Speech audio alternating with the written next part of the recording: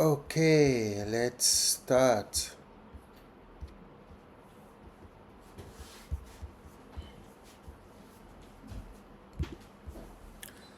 Alors, soyez les bienvenus et puis que le Seigneur bénisse abondamment. Famille, que le Seigneur soit béni. Alors, nous sommes à la fin de notre série sur le mariage que nous avons commencé. Le mariage, parlons-en. Et on a vu tout au long de ces 5 dernières, sinon les 4 dernières semaines, on a vu le modèle, selon moi, qui représente au mieux le plan de Dieu pour notre mariage. Comment le Seigneur veut que nous puissions donc nous marier. Quelles sont les étapes majeures? Qu'est-ce que nous devons faire de façon précise? Et la semaine dernière, nous avons donné donc quelques éléments sur comment de façon pratique faire pour trouver son âme sœur. Nous avons dit qu'il était important de ne pas se mettre dans une cage de Dieu a réservé une seule personne pour moi et en fait une personne et une seule et unique personne que je dois trouver dans le monde entier. Tant que je ne la trouve pas, je ne peux pas me marier parce qu'on a dit l'élément principal, ça c'était la première, euh, le premier jour on a vu, c'est que la personne que Dieu veut que nous puissions marier soit de la communauté du Seigneur. Il ne s'agit pas d'aller voir, d'aller chercher des frères, d'aller chercher des gens, des hommes, des femmes au dehors, en dehors de la famille de Dieu, et puis venir les marier ou les convertir pour pouvoir les marier parce que on n'avait pas, donc on n'a pas eu ce mandat de convertir des hommes. Donc ça, c'est ce que nous avons dit. Et aujourd'hui, je voudrais terminer très brièvement. Cette vidéo va être courte parce que je vais donner quelques éléments. On a dit tout ça. Et puis chacun y va de sa manière, de ses techniques et toutes ces choses. Mais il y a quand même quelques pièges, quelques éléments que je considère un peu qu'il faut éviter, ce que j'appelle des pièges qu'il faut éviter.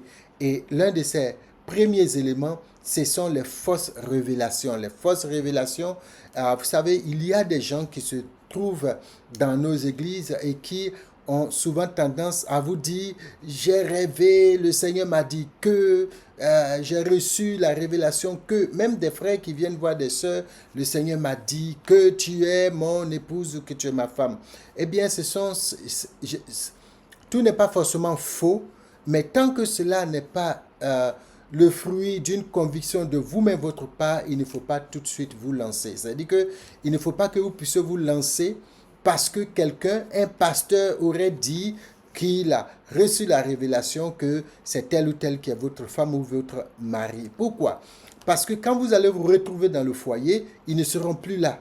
Les révélations que vous ont données, qui vous ont poussé à aller vous fiancer ou vous marier, ils ne seront plus là au quotidien avec vous. Or, il faut que vous ayez la conviction vous-même de ce que Dieu vous a dit ou de comment Dieu vous a conduit vers la personne pour que vous soyez en mesure, quand il va avoir des difficultés, que vous soyez en mesure de pouvoir donc vous adresser à Dieu. Vous vous rappelez de cette histoire où l'apôtre Paul devait être amené à Rome parce qu'il avait confiance, il savait que cette aventure était donc sous l'inspiration du Seigneur parce qu'il devait donc annoncer l'évangile à Rome aussi. Quand même il y a eu le naufrage, qu'il y a eu toutes ces choses avec la morsure du serpent et toutes ces choses de cette vipère, l'apôtre Paul n'a pas tremblé. Il a su parler même aux gens qui étaient à bout avec lui pour dire rien ne va se passer, personne ne va mourir si vous écoutez parce qu'un ange de l'Éternel est venu me parler et je sais que le Seigneur va nous conduire. Donc c'est important d'avoir cette, on a dit la semaine dernière, cette relation vous-même avec Dieu pour éviter que des gens qui, comme certaines pasteurs le disent, qui ont fini de manger leur foutou, qui ont fait des rêves, viennent vous dire, Dieu m'a dit, tel est ton mari, tel. Il y en a même à qui on dit, Dieu m'a dit, ils sont fiancés et puis on leur dit, Dieu m'a dit que ce n'est plus ton fiancé parce que Dieu a prévu une autre personne. Donc ce sont ces genres de situations et cela demande la maturité à votre niveau, mais ce sont des situations que vous ne devez pas accepter. Vous savez, souvent on a l'impression que comme le pasteur a dit, comme le prophète a dit, donc je pense que je dois... Non, non, non. Les chrétiens de Béret étaient des gens qui, même l'apôtre Paul, leur parlant, avaient pris l'habitude de pouvoir vérifier d'eux-mêmes la parole, qu'elle soit une parole de prophétie, qu'elle soit une parole de je ne sais quoi, de qui que ce soit, il faut qu'elle soit vérifiée par le Saint-Esprit. C'est important. Je connais une personne qui me disait, écoute, quel que soit, même si de tes narines sort la fumée du Saint-Esprit, eh bien, tant que Dieu ne m'a pas parlé moi-même, je ne dirai pas oui. D'accord? Donc, c'est important que vous ayez vous-même la conviction, la parole de Dieu pour que vous puissiez vous engager. N'attendez pas, ne laissez pas quelqu'un venir vous distraire avec des soi-disant révélations. La même chose pour ceux qui sont convaincus et puis quelqu'un vient leur dire, oui, le Seigneur m'a montré que celle-là n'est pas ta femme et puis qui abandonne. Non, non, non, non, non. Il faut que vous puissiez avoir cela en tête. Quelqu'un m'a dit une fois, j'ai rêvé, on était encore fiancés, mon épouse et moi. J'ai rêvé, tu avais fait ceci, et puis après, ça n'a pas marché. J'ai dit, ah merci. J'ai pris ça comme, Seigneur, merci pour tout ce que tu es en train de faire. Et puis moi, je continue de prier. Voilà, c'est très important de ne pas suivre les fausses révélations ou les soi-disant révélations tant que vous-même, vous n'avez pas reçu un signal de la part, un signe de la part du Seigneur. Deuxième chose, c'est à peu près dans le même cadre, ce sont les arrangements. Il y a des pasteurs, et c'est dommage, mais des frères aussi, il y a des gens qui sont prêts à toujours faire des arrangements, comme si ils vous aimaient plus que Dieu lui-même, vous voyez. Ah, la soeur, tu es là depuis, tu n'es pas encore mariée, mais j'ai un frère là, c'est mon bon petit, ou bien mon petit, tu es là, j'ai une petite là, elle est très bien. Et ça, ce n'est pas le plan de Dieu. Vous voyez, et ce sont des pièges qu'il faut éviter, ce sont des choses dans lesquelles il ne faut pas rentrer. C'est très important de ne pas donc accepter ces arrangements-là. Vous voyez des gens qui vont venir vous pousser, non, bon écoute, toi tu as fait telle école, tu es super, ce gars-là, tu vois, il n'a même pas à peine, il traîne à l'université, les choses sont difficiles, mais voilà un gars qui a fait HEC Paris, je pense que ça va marcher. Ce sont des arrangements qu'en tant qu'enfant de Dieu, vous ne devez pas accepter. Le seul arrangement qui vaille, c'est l'arrangement que le Père Céleste fait pour vous. Et c'est ce que dans Genèse 24, nous voyons. C'est l'arrangement que Abraham fait pour son fils Isaac.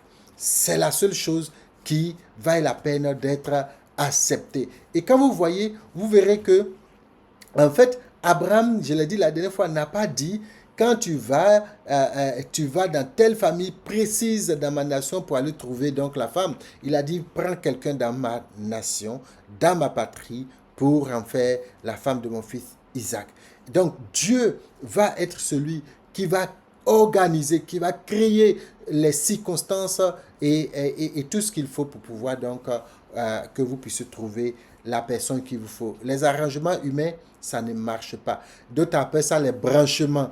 Hein? Il y a quelqu'un qui me dit souvent les branchements, ça finit, les branchements humains désordonnés finissent par des courts-circuits. Et beaucoup d'hommes se sont fait griller dans ces choses. Donc, il faut éviter ces arrangements, il faut éviter ces branchements humains qui ne marchent jamais. Ça ne marche jamais. Ça ne marche jamais. C'est comme la première fois, je vous ai dans le premier point sur les fausses révélations, c'est que quand ils vont faire arrangement, hein, vous serez ensemble, et c'est fini, eux, ils ne seront plus là.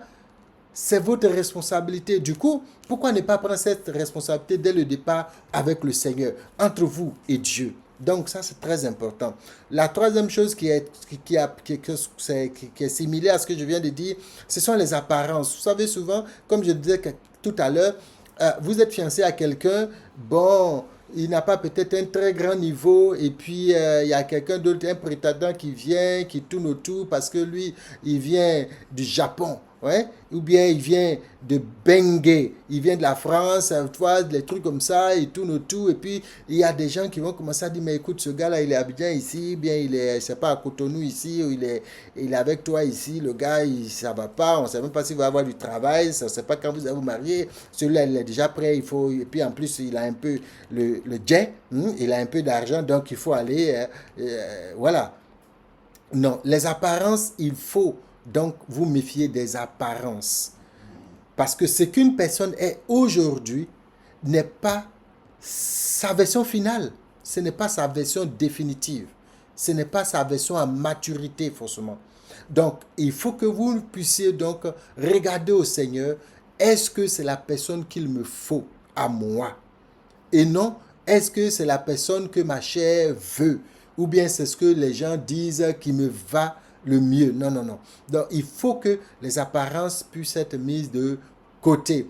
J'ai vu récemment sur Facebook un monsieur qui a marié une dame qui avait pratiquement le visage, je ne vais pas dire tuméfié, mais en tout cas avec plein de choses. Euh, D'aucuns auraient dit, mais attends, celle-là, pourquoi est-ce que tu vois, ça, ce ne sont pas des choses. Non, non, mais lui, certainement, il a reçu sa conviction par rapport à cette dame, que d'aucuns pourraient dire, elle n'est pas belle ou elle est belle, et ceci, cela, peu importe, mais lui, ce qu'il a reçu, c'est ce qu'il va suivre. Et c'est important qu'on ne regarde pas aux apparences. Les apparences sont trompeuses. Donc, il faut aller la vraie valeur de la chose, c'est ce qui vient de Dieu. La prochaine fois, on va s'arrêter là aujourd'hui, nous allons voir un peu l'important de ne pas regarder à l'apparence. Je vais revenir un peu dessus parce que c'est très important et de trouver vraiment la femme qui va vous amener à votre, ou bien l'homme qui va vous amener à votre destinée. J'aime vraiment m'appuyer sur l'histoire, hein. On va passer du chapitre 24 au chapitre 25, voire 26 de Genèse, pour voir comment Isaac et Rebecca ont vécu leur vie. Et je vais pointer du doigt un élément dès le départ qui aurait pu donc justifier qu'Isaac puisse prendre une décision ou une autre, ou bien même Rebecca. Mais ils se sont laissés conduire par le Seigneur et les résultats sont là. Donc certainement, d'accord, la semaine prochaine, on va en parler et puis on verra ce que ça va donner. Mais en tout cas, que le Seigneur bénisse abondamment. J'ai dit ça, c'est la dernière partie. Donc la semaine prochaine, ça sera juste une sorte de résumé de tout ce qu'on a dit, de ces 5 séries dont on a, de ces 5, de ces 5 semaines qu'on a passé ensemble sur ce thème-là. Que le Seigneur bénisse abondamment. Voilà, le week-end commence. Que la grâce et la paix du Seigneur soient sur vous, que la faveur de Dieu vous environne, que le Seigneur permette de retrouver la personne qu'il vous faut. Pour ceux qui ne sont pas encore mariés, la dernière fois on a dit, il faut juste prendre le Seigneur au mot et puis il faut laisser Dieu vous diriger, vous conduire parce que le Seigneur est prompt à répondre quand nous le mettons donc à l'épreuve. C'est comme si nous faisons tellement confiance comme un enfant, nous nous jetons dans ses bras, dans les bras de sa parole et le Seigneur est obligé de pouvoir répondre. Ça peut être non, ça peut être oui, mais le Seigneur va forcément répondre. Donc que le Seigneur bénisse abondamment, passez une excellente semaine et que la grâce du Seigneur soit sur vous au nom de Jésus. Amen.